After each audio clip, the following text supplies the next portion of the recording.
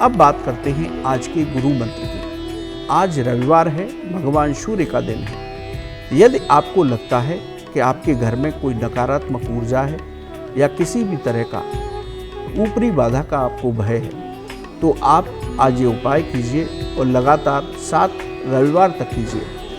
रोज़ रविवार को घर में पानी में नमक या फिटकरी मिला करके उसका पोंछा लगवाएं। आज नमक का सेवन करने से बचें। सुबह के समय आप नमक का दान कर सकते हैं, लेकिन सूर्यास्त के बाद नमक का दान नहीं करना चाहिए।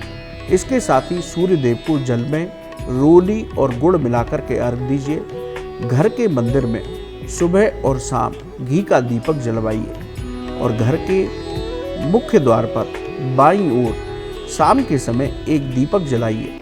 आप 7 रविवार तक ये उपाय करते हैं तो आपके घर में नकारात्मक ऊर्जा नहीं रहेगी, घर में सुख शांति समृद्धि आएगी। इसके साथ ही घर के लोगों की नौकरी और व्यापार में उन्नति होगी। बंधुओं, बड़ा उत्तम उपाय है, तो आप इस उपाय को लगातार 7 रविवार तक कीजिए तो आप देखेंगे कि आपके घर परिवार और उन सदस्यों के बीच में किस तरह का परिवर्तन होता है।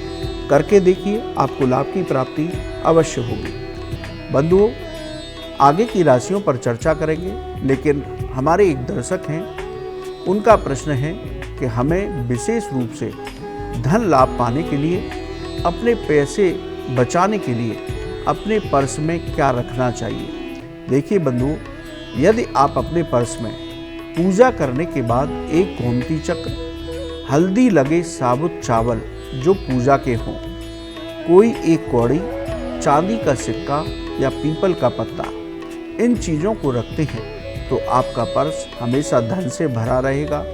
आपके जीवन में धन की कोई कमी नहीं होगी। इसके साथ ही आपका व्यर्थ के कार्यों पर धन खर्च नहीं होगा। लेकिन अपने पर्स में से पुराने कागज, कटे फुटे नोट, भगवान के चित्र, ये अवश्य निकाल दीजिए, तभी आपको इन वस्तुओं का रखने का लाभ प्राप्त होगा। बहुत अच्छा प्रश्न था बंधुओं। यदि आपका भी कोई ज्योतिष और धर्म से संबंधित सवाल हो तो आप हमें ईमेल कीजिए, हम उसे कार्यक्रम में अवश्य शामिल करेंगे। अपने एक दर्शक हैं, उनका बहुत उत्तम प्रश्न है। वो लेते हैं कि नया घर ले रहे हैं तो किन बातों का विशेष ध्यान रखना चाहिए। देखिए बंधुओं, आप जीवन में मकान लेते हैं तो एक महत्वपूर्ण कदम होता है।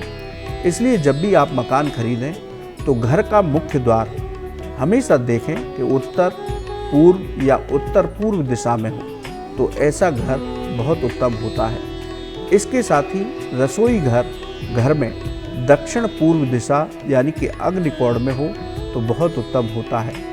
वहीं हम बेडरूम में देखें तो बेडरूम आपका जो मास्टर बेडरूम है वो दक्षिण पश्चिम दिशा में हो तो ये उत्तम होता है। वहीं पूजा का घर आप उत्तर पूर्व यानी कि ईशान कोण में बनाएं तो आपके लिए ये घर बहुत उत्तम होगा। तो आप जब भी घर खरीदें तो इन 4 बातों को विशेष रूप से देख लें। उसके बाद यदि घर में पूजा पाठ होते रहेंगे तो वास्तु दोष से चिंतित होने की आवश्यकता नहीं है। लेकिन ये 4 कदम बहुत महत्वपूर्ण होते हैं। इनको आपको विशेष रूप से नया घर लेते समय देखना अवश्य चाहिए, तभी आपको उस घर में रहने का आनंद प्राप्त होगा, घर के लोगों की उन्नति होगी।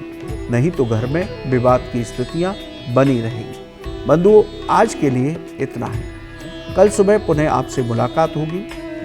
यदि आपका कोई ज्योतिष और धर्म से संबंधित सवाल है तो आप हमारे ईमेल पर लिखें, हम उसे कार्यक्रम में अवश्य शामिल करेंगे। आपका आज का दिन बहुत मंगलमय हो, आपके सभी काम पूरे हों, आप स्वस्थ रहें, यही हम भगवान से प्रार्थना करते हैं।